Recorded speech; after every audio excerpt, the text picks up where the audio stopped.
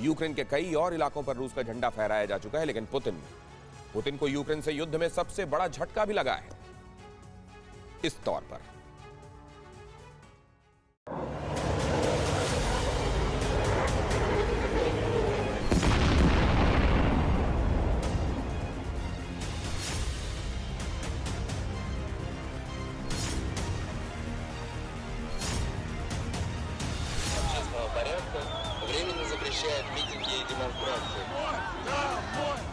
बारूदी धुएं में सिमटा एक और दिन बीता, आग की लपटों में घिरी एक और रात बीतेगी।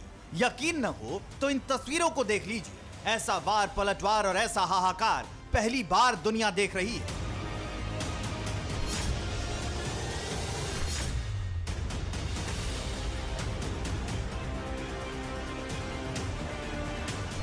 रूस के बारूद से 10 से ज्यादा शहर बर्बाद हो चुके हैं। कई इलाके खंडहर और शमशान बन चुके हैं।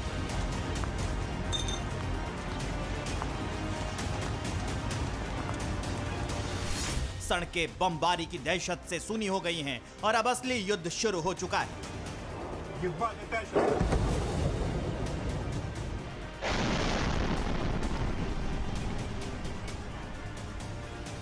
8 दिन से रूस से जंग लड़ रहे यूक्रेन ने अब अपनी रणनीति में बदलाव किया है। यूक्रेन ने यह कहा है कि अब वो हमले रोकने की बजाय हमले करेगा और इस वजह से यूक्रेन ने अपनी रणनीति में बदलाव करने के बाद रूस का एक सुखोई 30 मार गिराया है।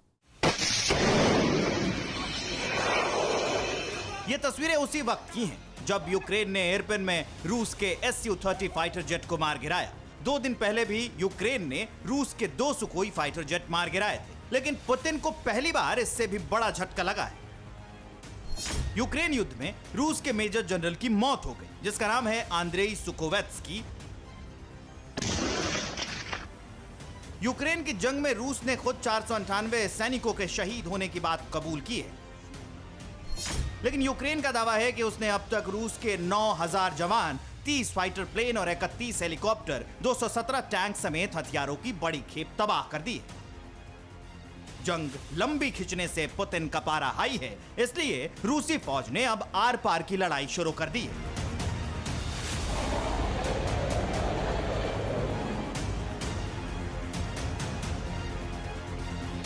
कीव में लगातार धमाके हो रहे हैं। रूस का मकसद जल्द से जल्द कीव पर कब्जा करना है। कीव का गोस्टोमेल एयरपोर्ट पूरी तरह से तबाह हो चुका है।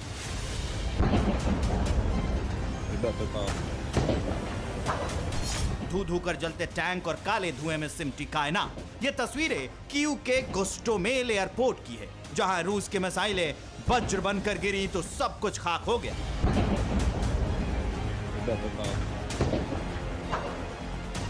कीव के करीब का कोई इलाका ऐसा नहीं है जहां तबाही का निशान न हो। सेना के ठिकानों के साथ ही रिहायशी इलाके भी रूसी मिसाइलों की जद में आ रहे हैं, लेकिन अब ये जंग बेहद खौफनाक होने वाली है।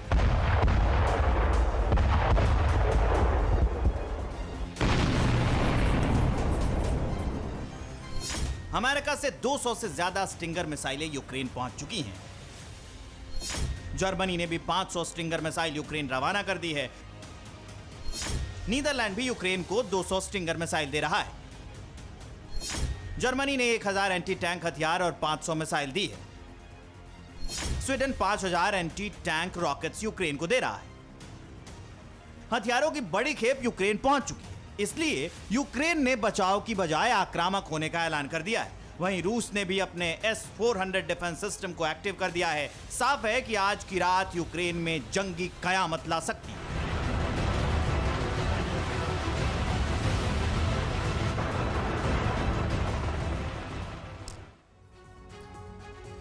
परवाह देश की, सोमवार से शुक्रवार रात 10 बजे TV9 भारतवर्ष पर।